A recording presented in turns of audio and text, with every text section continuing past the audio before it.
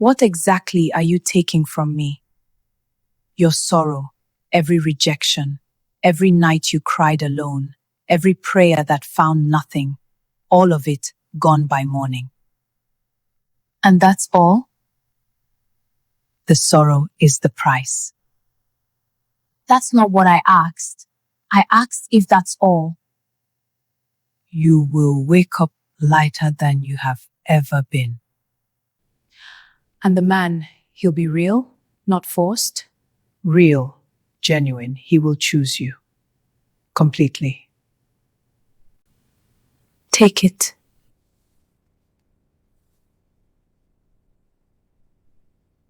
Amara was 36 years old, living alone on Oleander Street in the town of Keru, when a woman named Ciku arrived for a funeral and changed everything. Not dramatically, not all at once. The way the most dangerous things always begin, with a single sentence. Keru was a small town, the kind where nothing extraordinary was supposed to happen. Amara had a house, a garden, a job at the land registry office, a quiet life, an orderly life, a life in which for 36 years, not one person had ever chosen her. Not once, not by anyone. She had done everything right. Church, softer voice, smaller opinions, more agreeable, more available. And still, every man who came close enough eventually found something she could never identify in herself and stepped quietly away. By the time Ciku arrived, Amara had stopped trying to understand why. She had simply accepted it. She had never been shown what accepting it was costing her. Ciku came for a funeral.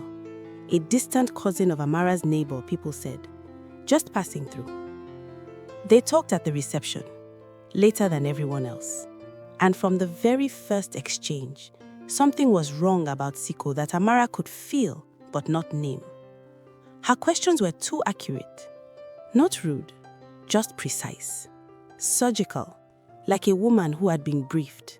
Like she already knew the answers and was simply watching Amara arrive at them on her own. At one point, she looked at Amara directly and said, "You have been waiting a long time for something, haven't you?" Not a question, a statement of fact. Amara laughed it off. She shouldn't have. That sentence was not an observation. It was a test, and Amara had just passed it. It was past midnight when they walked toward the gate. Ciku stopped, looked down the road toward the old fever tree at the far end of Oleander Street, stood there a moment too long, then turned back. Have you ever heard of the midnight marketplace? What Amara felt when she heard those words was not curiosity, not fear, recognition. Like hearing the name of something she had always known existed, but had never been given a word for. No, Amara said carefully. What is it? Ciku opened her mouth. Then something moved across her face, a flicker, brief and unguarded, that looked almost like conflict, like a warning fighting to reach the surface. Forget I said anything, she said quietly, and walked away before Amara could ask a single question. Now, two kinds of people say something and take it back. People who spoke by accident, and people who delivered exactly what they came to deliver and are now leaving before the questions start. Ciku did not look like someone who had made a mistake. 4 days later, Amara went looking for her. Gone. Left the morning after the funeral. No number, no address. Her neighbor found a group photograph from the reception. 50 guests, clear and time-stamped. Ciku was not in it. Not in the video taken that evening either. Not one name on the guest list. And yet, multiple people remembered speaking to her. Her neighbor remembered a full conversation. The caterers remembered a woman who helped fold tablecloths near the end of the evening. Present in memory, absent from every record. Amara stared at that photograph for a long time. And then she made the mistake that changed everything. Instead of being frightened, she was intrigued. She went home and sat with one question she could not put down. What do I have to lose that I would actually miss? 36 years of the same prayer. 36 years of the same silence for an answer. 36 years of watching other women get chosen while she stood to the side, capable and invisible, and waiting. She did not sleep that night. And the next night, the night she woke up standing at her front door, she would not sleep at all. Amara went to bed at 10 o'clock. She woke standing at her front door, hand on the latch, barefoot on cold floor. No memory of walking from her bedroom. None. Phone. 12 a.m. Exactly midnight. She was fully awake, fully conscious. Every nerve in her body delivering one clear, quiet message. Go back inside. But at the end of Oleander Street, where the old fever trees stood and the dark was thickest, there was light. Orange, warm, swaying gently. Lantern light, where lanterns had no business being.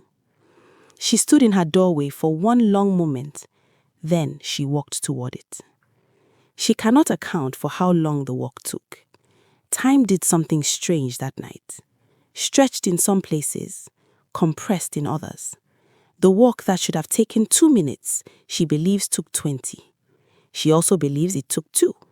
She cannot reconcile these things. She stopped trying. What she found at the end was this: a market, secular, 20 stalls arranged in a ring, lanterns hanging from iron hooks bolted to nothing visible, no poles, no beams. The hooks simply existed in the air, and the lanterns swayed from them, casting orange light over everything below. She moved through carefully, not touching anything. A mirror that showed her reflection half a second too late. Bottles of something that moved like smoke, slowly without being touched, in colors darker than the glass should have allowed. Folded cloth that rose and fell with something that was unmistakably breathing. And then, the stall that stopped her completely. Photographs. Dozens of them, arranged in neat rows. Men and women, ordinary settings, ordinary clothes, the kind of photographs taken without the subject's knowledge. Amara leaned forward to look at one. The face looked back. She stepped away sharply, steadied herself, looked again. Still, frozen, photographic.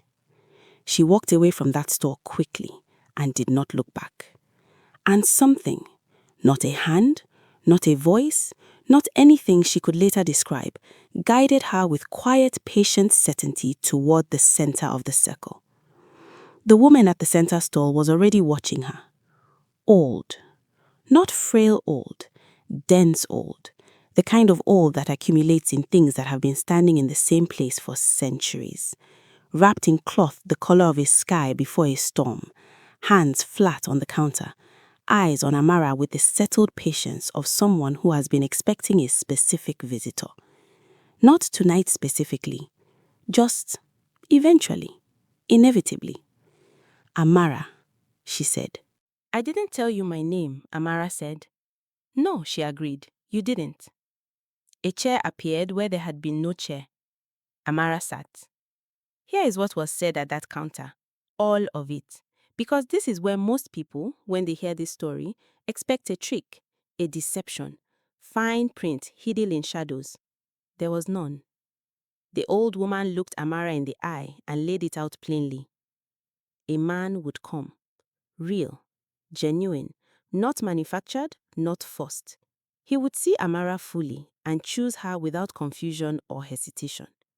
In exchange, her sorrow. Every rejection, every silent birthday, every prayer that rose and found nothing, taken cleanly, gone by morning. That's all? Amara asked. The sorrow is the price, the old woman said. Now, and this matters, so stay with me. Notice what she did not say. She did not say, yes, that is all. She said, the sorrow is the price. 2 different sentences. One confirms a full list, the other names a single item on it. Amara pushed further. Has anyone ever refused? Some, the old woman said. And they were fine? The old woman held her gaze. They went home, she said. Again, not they were fine, not nothing happened to them. They went home. 3 words that answered nothing and closed every door. Amara sat in that chair, and the weight of 36 years pressed down on her. 36 years of the same prayer, the same silence, the same making herself smaller, and still going unchosen. The weight of it was heavier than any warning. She placed her hands on the counter. Take it, she said. The old woman smiled. The softest, kindest smile Amara had ever seen on a human face. That was the most frightening thing of all. She does not remember leaving. She remembers her hand on her own front door, the familiar smell of her house pulling her back into the ordinary world. She went to bed. In the morning, the first thing she noticed was that something was gone. She could feel the shape of the absence the way your tongue finds a missing tooth. The space where something used to be, perfectly preserved, unmistakably empty. She told herself it was the sorrow. She was not entirely wrong, but she was not entirely right either. And it would take her 3 months to understand the difference. 23 days after the marketplace, a man named Daniel walked into Amara's office with a property dispute. He left 2 hours later with her number. He called that evening. Now, I know what you are thinking. You are thinking Daniel is the trap, the marketplace's plant, something manufactured and hollow. He was not. Daniel was exactly what the old woman had promised. Genuine, present, consistent. A man who chose Amara clearly, without hesitation, without the slow withdrawal she had learned to dread. 3 months in, on a quiet evening, he told her he loved her. She said it back. Both were true, but one of them was hollow in a way neither of them could yet name. The first sign came when Daniel's mother fell ill. He arrived at Amara's house carrying it in his whole body. She sat beside him, held his hand, said the right words in the right order, and she could hear herself saying them. That was the problem. The words were correct, perfectly arranged, but they were coming from the surface, from the part that knows what comfort sounds like, not from the part that knows what pain feels like from the inside. Daniel looked at her afterward, not with accusation, with something quieter and more damaging. The look of a man who reached for depth and found only the shape of it. He said nothing, but something shifted between them that evening. And Amara felt it shift and could not explain why or stop it. 3 weeks later, at dinner, Daniel set down his fork. Can I ask you something? Of course. Do you ever cry about anything?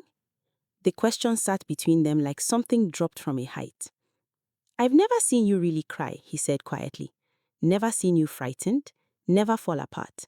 You're always so even. A pause. It feels like I'm standing outside a house. Lights on inside.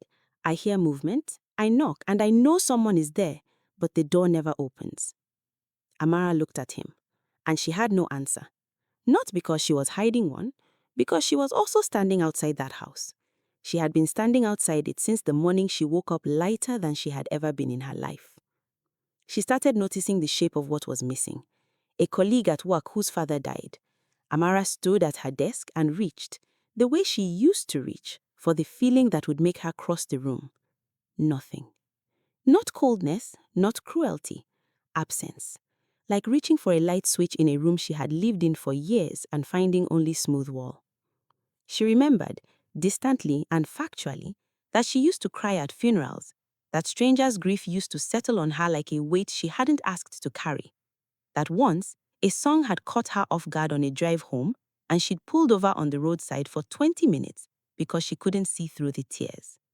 She remembered these things the way you remember something you have read about, not from the inside. And the shape of what had actually been taken began, slowly and horribly, to come into focus. Daniel left on a Tuesday evening. He said he felt like he was loving someone who wasn't fully present, Like there was more of her somewhere he had never been allowed to meet. He was right, but neither of them knew where to find her. She said goodbye, watched him leave, and then she put on her shoes because it was time to find what she should have looked for months ago. She went back to her neighbor that night, asked every question she had been too polite to ask before. Every photograph, every frame of video, every name on the guest list. Ciku was in none of it. Her neighbor stared at the list, increasingly uncomfortable. I remember her. I remember exactly what she said to me. Amara believed her, which meant Ciku had been present in memory and absent from everything memory leaves behind. And on the walk home, something assembled itself in Amara's mind that she had been refusing to look at directly. If Ciku had been sent, specifically, deliberately, to find Amara specifically, then someone had been watching her, studying her, learning exactly what she wanted badly enough to trade for. Sending Ciku was not the beginning of the operation, it was the closing of it. Amara was not a target of opportunity, she was a target of long, patient, deliberate selection. The marketplace did not stumble upon her desperation, it cultivated it. She stopped at the fever tree. On the lowest branch, small enough to miss, dark enough to disappear against the bark, was a strip of cloth. Storm sky dark, the exact color the old woman had been wearing. She reached up and touched it. It was warm. Not from sunlight. It was night and cold. Warm the way a living thing is warm, steady, internal, coming from somewhere within. She held it for 3 seconds, then she let go. And she stood under that tree and finally allowed herself to see the full picture. She thought about the photographs on those stalls, men and women, ordinary lives, arranged in neat rows. A marketplace sells to buyers. Those photographs were not decorations, they were inventory. She thought about what she had handed over at that counter. The depth, the empathy, the capacity to sit completely inside another person's pain and not look away, because she knew from the inside what it felt like to carry something heavy with no one to help. That was what the old woman had come for. The sorrow was just the packaging. What was inside, built slowly, invisibly, over 36 years of unanswered prayers, that was the asset.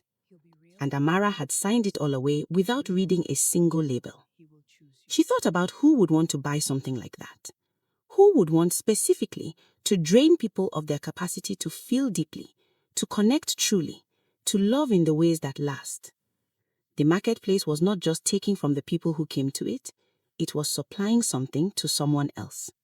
Something was being built, with what was taken from people like Amara. That question, she still does not have an answer to. The midnight marketplace is not looking for evil people. It is looking for the faithful ones, the patient ones, the ones who have done everything right and still gone unanswered. The ones carrying something heavy for so long that putting it down, just for a moment, just to breathe, sounds less like a trade, more like mercy. It is looking for you at your most exhausted, your most honest, your most quietly desperate. Because that is when Ciku appears. That is when someone who knows just enough about you to be dangerous says forward and then takes them back.